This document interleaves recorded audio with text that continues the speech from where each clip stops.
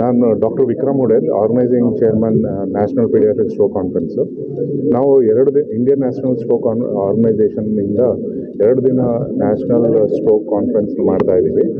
ಇಲ್ಲಿ ಇಂಡಿಯಾಯಿಂದ pediatric neurology, adult neurology doctors ಇಲ್ಲಿ ಬಂದಿದ್ದಾರೆ ಈ ಕಾನ್ಫರೆನ್ಸ್ ಅಟೆಂಡ್ ಮಾಡೋದಕ್ಕೆ. ಈ ಕಾನ್ಫರೆನ್ಸ್ ಮೇನ್ ಉದ್ದೇಶ ಏನು ಅಂದರೆ, ಮಕ್ಕಳಲ್ಲಿ ಪಾರ್ಶ್ವವಾಯು ಲಕ್ವ ಆಗೋದು ಹೇಗೆ ರೆಕಗ್ನೈಸ್ ಮಾಡಬೇಕು, ಅದಕ್ಕೆ ಟ್ರೀಟ್ಮೆಂಟ್ ಯಾವ ಥರ ಅತ್ಯಾಧುನಿಕ ಟ್ರೀಟ್ಮೆಂಟ್ ಕೊಡ್ಬೋದು, ಇದ್ರ ಬಗ್ಗೆ ಡಿಸ್ಕಷನ್ ಆಗ್ತಾ ಇದೆ.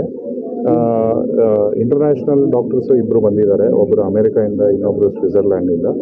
ಇದ್ರ ಬಗ್ಗೆ ಡಿಸ್ಕಷನ್ ಎಲ್ಲ ನಡೆದು ಮೇನ್ ಅಡಲ್ಟ್ಸಲ್ಲಿ ಹೇಗೆ ಪಾರ್ಶ್ವವಾಯು ನೆಗ್ಲೆಕ್ಟ್ ಆಗುತ್ತೋ, ಯಾಕಂದರೆ ಅದರಲ್ಲಿ ನೋವು ಇರೋದಿಲ್ಲ, ಬರೀ ಕೈಕಾಲು ವೀಕ್ ಆಗಿದೆ ಅಷ್ಟೇ ಅಂತ ಅವರು ನೆಗ್ಲೆಕ್ಟ್ ಮಾಡಿ ಕರೆಕ್ಟ್ ಸ್ಟ್ರೋಕ್ ರೆಡಿ ಹಾಸ್ಪಿಟಲ್ ಅಂತ ಆ ಹಾಸ್ಪಿಟ್ಲಿಗೆ ಕರ್ಕೊಂಬಂದರೆ ವಿತಿನ್ 4.5 hours ಬಂದರೆ ಕ್ಲಾಟ್ ಬಸ್ಟ್ ಇಂಜೆಕ್ಷನ್ ಕೊಟ್ಟು ಅದನ್ನು ರಿವರ್ಸ್ ಮಾಡ್ಬೋದು 50 to 60% ಜನಕ್ಕೆ.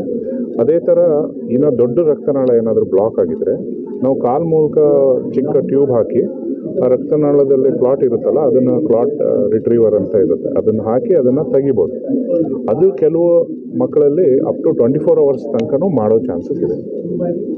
ಸರ್, ಪೇರೆಂಟ್ಸ್ ಇದ್ರ ಬಗ್ಗೆ ಅರಿವು ಮೂಡಿಸೋಕ್ಕೆ ಈಗ ಏನಂದರೆ, ಈಗ ನಾನು ಈ clot buster injection, mechanical thrombectomy ಇದೆಲ್ಲ ಈಗ ಟ್ರೀಟ್ಮೆಂಟ್ ಬಂದಿರೋದು. ಅಂದರೆ ಈಗ ಕ್ಲಾಟ್ ಬಸ್ಟರ್ ಇಂಜೆಕ್ಷನ್ 20 ವರ್ಷದಿಂದ ಇದೆ ಇಂಡಿಯಲ್ಲಿ.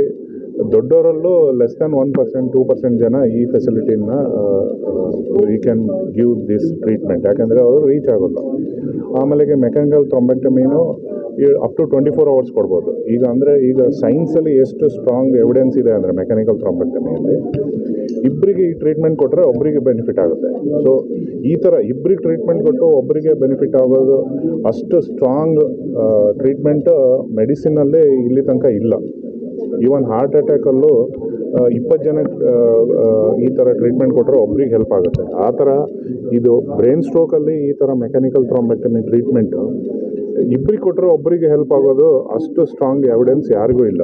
ಆದ್ರೂ ಅಡಲ್ಟ್ಸಲ್ಲಿ ಹೇಳ್ತಾ ಇರೋದು, ಇಂಡಿಯಲ್ಲಿ 2.5 ಲಕ್ಷ ಥ್ರಾಂಬೆಕ್ಟಮೀಸ್ ಆಗಬೇಕು. ನಾವು ಬರೀ 2,000-3,000 ಥ್ರಾಂಬೆಕ್ಟಮೀಸ್ ಮಾಡ್ತಾಯಿದ್ದೀವಿ. ಯಾಕೆಂದರೆ ಒಂದು ಅವೇರ್ನೆಸ್ ಇಲ್ಲ, ಅಂದರೆ ಜನಕ್ಕೆ ಈ ಥರ ಸಿಮ್ಟಮ್ ಆದರೆ ಸ್ಟ್ರೋಕ್ ಅಂತಾರೆ, ಅದು ಪೇನ್ಲೆಸ್ ಇರುತ್ತೆ.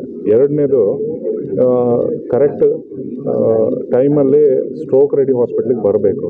ಅದಾದಮೇಲೆ ಈ ಥರ ಟ್ರೀಟ್ಮೆಂಟ್ ಇದೆ ಅಂತ ತುಂಬ ಜನಕ್ಕೆ ಗೊತ್ತಿರೋಲ್ಲ.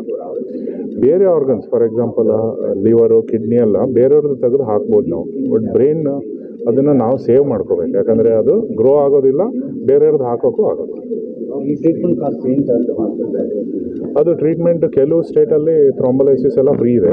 ನಮ್ಮ ಐ ಥಿಂಕ್ ಬ್ಯಾಂಗ್ಳೂರಲ್ಲಿ ನಿಮ್ಯಾನ್ಸಲ್ಲಿ BPL ಕಾರ್ಡ್ ಹೋಲ್ಡರ್ಸ್ಗೆಲ್ಲ ಫ್ರೀ ಇರುತ್ತೆ.